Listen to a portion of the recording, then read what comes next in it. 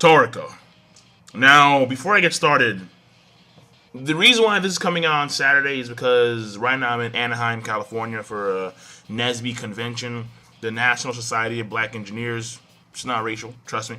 And basically, this trip was mainly for business. So I spent pretty much Thursday and Friday going to the convention center in Anaheim and talking to a lot of recruiters and, like, for example, IBM, Intel, Delphi, the list goes on and on. And the whole thing here is that I was just fairly busy, to say the least. Now, that being said, Toriko. La la. And yeah, bro, I'm in a hotel. So here's the thing. This chapter is really, really fucking simple. First of all, it looks like... Well, no, I can't say that the arc is over because Guimon is still on the island. Well, not on an island. He's still on Area 7, obviously. So I don't know if there's going to be something involving Guimon later on this arc. I'm not too sure. But the whole Bambina situation is over. I think so. Because Bambina right now, he's in that house that was the core of 100G Mountain. Furthermore, they have Pear. They have yet to eat Pear. So when they eat air, they gain the ability to use one of their arms in their Gourmet Monster mode. When it comes to Pear, we can assume another part of their body is going to awaken. Will it be, let's say, the abdominal area? Will it be one of their legs? Will it be another arm? We're not too sure. But either way, something's going to awaken within them. So once the Heavenly Kings actually start to consume Pear, and mind you, Pear is the soup, so they have to drink Pear. So once they actually consume Pear, that is also prepped by Komatsu, because Komatsu is going to cook in some weird way. He's going to probably use like the Toriko as like a garnish for the pear soup. It's going to be something crazy, all right? You know, what the fuck is happening here? And then they're going to eat it, and then they're going to just level up, as always, all right? Just when you think Toriko characters weren't strong enough, or I should say the main group of characters, all right, the Friendly Kings, they're going to get even more powerful.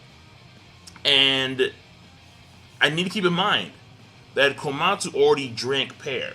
Now, that was for the purpose of saving his life. But Komatsu, his skills, just by drinking Pear, not only was his life saved, but also Komatsu's skills should have also leveled up as well. So, because Komatsu, he has the gourmet cells. And it is what it is. Now, granted, I think this is a stretch, but because I don't know where Terry, Kiss, and Queen are, because the mountain collapsed, and Toriko Company, they're not even worried about their partner B, so maybe they know that they're fine. I don't know. And Yun, he's there because the area still has high gravity, and Komatsu can't, be walking around this area, obviously. So they have to make sure that Komatsu's in Union, who is now officially a high-level camping monster. But Kaka may still be a factor as well. Now, I don't know if that's going to be the case or not. Because Kaka, apparently, the way I saw it, she got blown back. She got, she went to orbit or some shit. I don't know. That's probably a stretch too. But still, she is gone. Alright? Almost like the Shigematsu Mugen treatment. Mugen, get the fuck out of here. And you're just getting cookies for days. You're gone. So if Kaka comes back, I'm not gonna be that surprised because Kaka, she is a blue, or it is a blue Nitro, and we expect high tier stuff from Blue Nitro. Furthermore, it's also a possibility that other Neo members may come in and actually try and take Pear from Toriko and Company. Again, you have these back channels that are hidden everywhere across the gourmet world. So at some point in time, there may be someone, I'm not going to say Tepe, but there could be someone just coming out of nowhere, back channel, and they're just going to try and fight against Toriko Company when they're eating Pear. Very possible. Very possible. Now, there's one thing that I didn't like in the chapter. And that was the fact that Komatsu apparently didn't remember anything when he was in that pseudo underworld, other world. And apparently, the reason why he was saved, even though when Bambina annihilated Kaka, there was that in the last chapter, you see like that thread of life, like snapping. But apparently he was saved because of the charm that Mappy gave him in the last arc.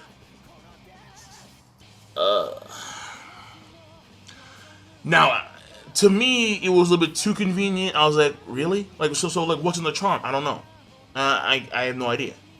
So I kind of wanted an explanation as to why that was. Like, what was in the ball that Mappy gave Komatsu, or Toriko, who he gave to Komatsu when he told Union to watch him in the lower level of the mountain. But the fact of the matter here is that it saved Komatsu's life, which gave him the chance to drink pear. And he forgets all this stuff.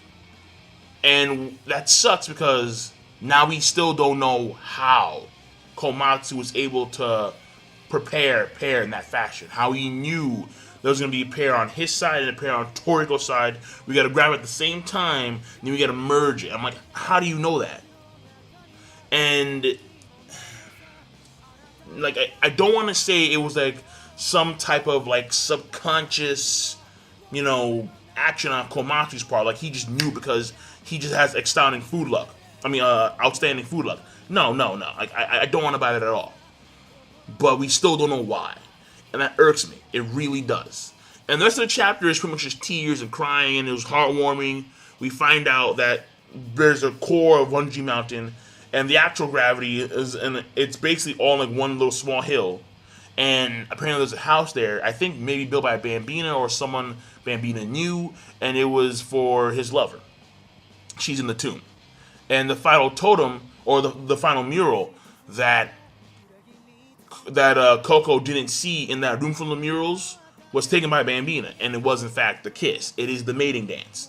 And so when Toriko bit Bambina's like underlip, not his tongue, his actual like underlip, that is because he actually completed the dance. So Bambina the entire time was trying to kiss him. So the folks who called it, good job. You called it.